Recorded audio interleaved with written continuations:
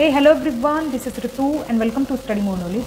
तो social science हम कर रहे हैं सीटेट और स्टेट टेट्स के लिए, और कुछ क्लासेस में हम ऑलरेडी कर चुके हैं। तो सीक्वेंस से ही सभी क्लासेस को देखें जिससे कि सभी पॉइंट्स आपको क्लियर हो जाएं। तो ये जो क्लासेस हम कर रहे हैं ये बेस है आपकी एनसीईआरटी पर, और एनसीईआरटी को ही हम चैप्टर वाइज कर रहे हैं। एक तरह से हम समरी कर रहे हैं, डिटेल में ना कर करके जो भी आपकी एग्ज़ाम के लिए इंपॉर्टेंट है वो सभी चीज़ें हम इसमें इंक्लूड कर रहे हैं। तो आज हम करने वाले हैं जो हमने बाज़ार से रिलेटेड एक चैप्टर किया था, अ शर्ट इन द मार्केट, बाज़ार में एक कमीज। तो इसके प्रीवियस ईयर क्वेश्चंस हम करने वाले हैं जितने भी पिछले एग्ज़ाम्स में पूछे गए हैं, और ये क्वेश्चंस आपके जनवरी 2022 तक मैंने लिए हैं। तो सभी क्वेश्चंस को मैंने इसमें इंक्लूड किया है। तो आप पहले खुद आंसर करें और फिर करेक्ट आंसर देखें। तो शुरुआत करते हैं। यहाँ आप मेरे बारे में देख सकते हैं, ये सभी एग्ज़ाम्स मैंने क्वालिफाई किए हुए हैं। You can also follow me on social media, Facebook page है, इंस्टा आईडी है एंड टेलीग्राम चैनल है। टेलीग्राम चैनल का लिंक आपको डिस्क्रिप्शन में मिल जाएगा, सो डायरेक्टली आप वहाँ से ज्वाइन कर सकते हैं।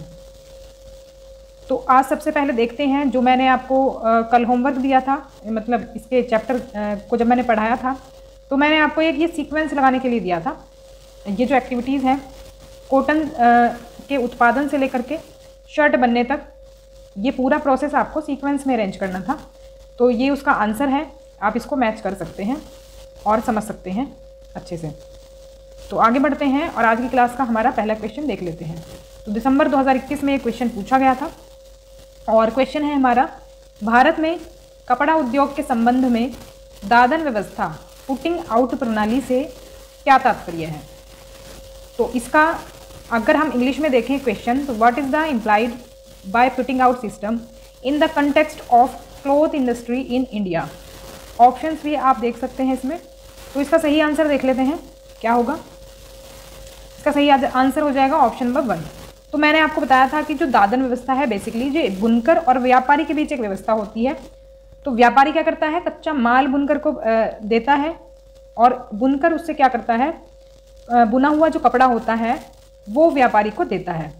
तो व्यापारी कम दामों में उससे बुनकर से खरीद करके, मतलब कि कह सकते हैं कि एक तरह से मजदूरी दे देता है बुनकर को, और फिर व्यापारी उस कपड़े को बाज़ार में अपने बेच देता है जैसे भी वो बेचना चाहे।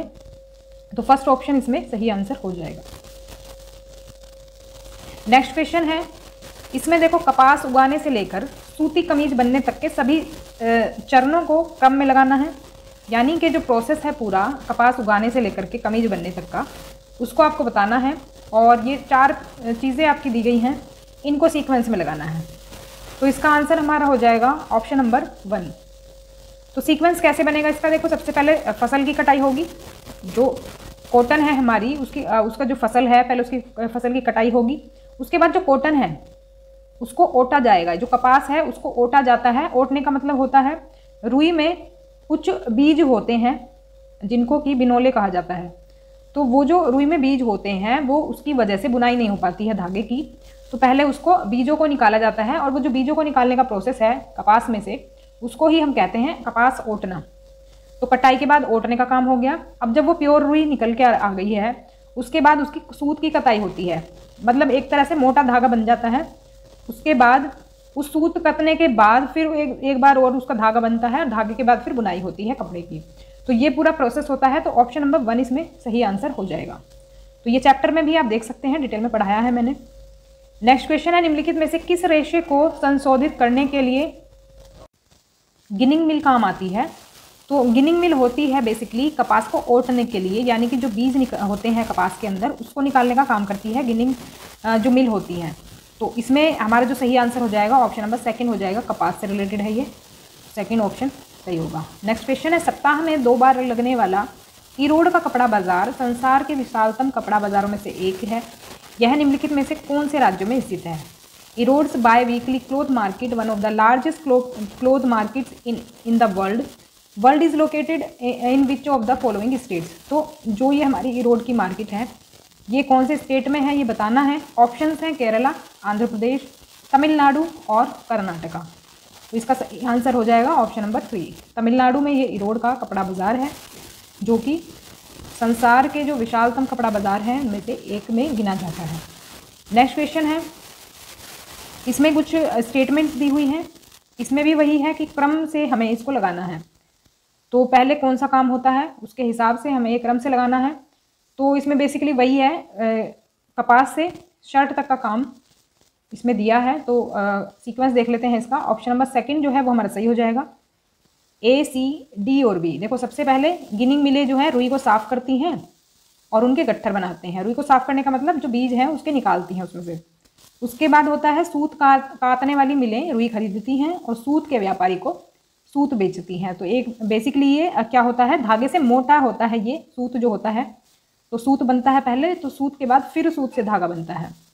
अब देखो सी के बाद आ जाएगा हमारा डी वाला ऑप्शन, सूत के व्यापारी बुनकरों को सूत देते हैं। तो बुनकरों को सूत देते हैं और उसके बाद बुनकर कपड़ा तैयार करके लाते हैं। तो बी आ जाएगा लास्ट में सबसे। तो इसके बाद हो जाता है हमारा ये क्या, A, C और D, B। सेकेंड ऑप्शन सही हो जाएगा।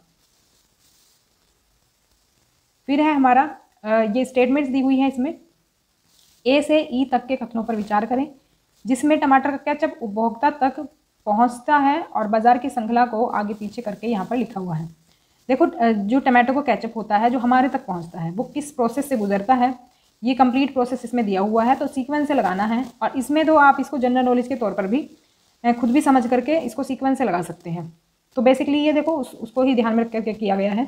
जैसे कि हमने कपास से कमीज बनाने तक का प्रोसेस देखा है, वैसे ही इसका भी प्रोसेस है। तो किसी और प्रोडक्ट के बारे में पूछा जा सकता है, तो ध्यान रखेंगे किस तरह से अरेंज करना है। तो इसमें ऑप्शन नंबर 4 हमारा सही हो जाएगा। ऑप्शन नंबर 4 में क्या है, देखो बी है पहले स्टेटमेंट, किसान टमाटर का बीज स्थानीय व्यापारी से खरीदता है। उसके बाद थोक विक्रेता व्यापारी सब्जी मंडी में टमाटरों के लिए बोली लगाता है, क्योंकि जब किसान टमाटर बेचेगा थोक विक्रेता के पास तो फिर थोक विक्रेता जो है उसको बेचेगा। फिर डी ऑप्शन में जो दिया हुआ है, एक छोटे शहर की खाद्य संस्कृत आधारित इकाई टमाटरों को खरीदती है। तो डी ऑप्शन आ जाएगा फिर। और फिर आ जाएगा ई, विपणन करने वाली कंपनी भंडारों को केचप की आपूर्ति करती है। मतलब जब केचप बन जाता है तो जो ये रिटेल स्टोर्स होते हैं बेचते हैं जो केचप्स को, वो वहाँ पर फिर पहुँच जाता है केचप। उसके बाद सोना पड़ोसी की दुकान से टमाटर का केचप ऑर्डर करता है, यानी कि जब वो दुकानों पर पहुँच गया है तो फिर हम उसको परचेज कर सकते हैं। तो ये कंप्लीट प्रोसेस इसका हो जाएगा। ऑप्शन नंबर 4 इसमें सही होगा। नेक्स्ट क्वेश्चन है, बाजार विषय का परिचय देने के लिए कौन सी शिक्षण शास्त्रीय विधि सर्वोत्तम हो सकती है। वैसे तो पेडागोजिकल इश्यूज़ पर आधारित क्वेश्चन है ये, लेकिन बाजार सब्जेक्ट से था तो इसलिए यहाँ पर ले लिया है। तो इसका ऑप्शन नंबर 4 आएगा सही। एक दुकानदार को कक्षा में साक्षात्कार के लिए आमंत्रित करना, क्योंकि उसके थ्रू हम बाजार के सब्जेक्ट को अच्छे से समझा पाएंगे बच्चों को। तो ऑप्शन 4 इसमें सही हो जाएगा। नेक्स्ट क्वेश्चन है, बुनकर सहकारी संस्थाओं के विषय में निम्नलिखित कथनों में से कौन सा सही है। देखो सहकारी संस्थाएं मैंने आपको बताया था, वीवर्स कोऑपरेटिव जो हैं वो बुनकरों की थोड़ी हेल्प करती हैं उनको सही कीमत दिलवाने में कपड़े की। तो ऑप्शन नंबर इसमें हो जाएगा सेकेंड। सहकारी संस्थाएं व्यापारियों की भूमिका को कम करती हैं और बुनकरों को उनके कपड़ों का उचित मूल्य प्राप्त करने में मदद करती हैं। तो सेकंड ऑप्शन इसमें सही हो जाएगा। देखो चैप्टर अगर आपने ध्यान से पढ़ लिया होगा तो इनको आप इजीली कर पाएंगे, क्वेश्चंस को कोई डिफिकल्टी नहीं आएगी। दादन व्यवस्था के बारे में देखो काफ़ी क्वेश्चन आए हुए हैं, जिस टॉपिक से ज़्यादा क्वेश्चंस आए हुए होते हैं ना वो तो आपको अच्छे से कर ही लेना चाहिए। तो बेसिकली ये बुनकर और व्यापारी के बीच का एक रिलेशन है, तो ये ध्यान रखना है।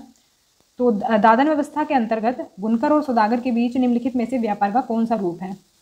इसका आंसर हो जाएगा ऑप्शन नंबर सेकेंड। सौदागर द्वारा सूत की आपूर्ति बुनकर के लिए की जाती है, यानी कि जो सूत है या धागा है वो व्यापारी बुनकर को देता है और तैयार कपड़ा बुनकर से कम कीमत पर वापस खरीदा जाता है।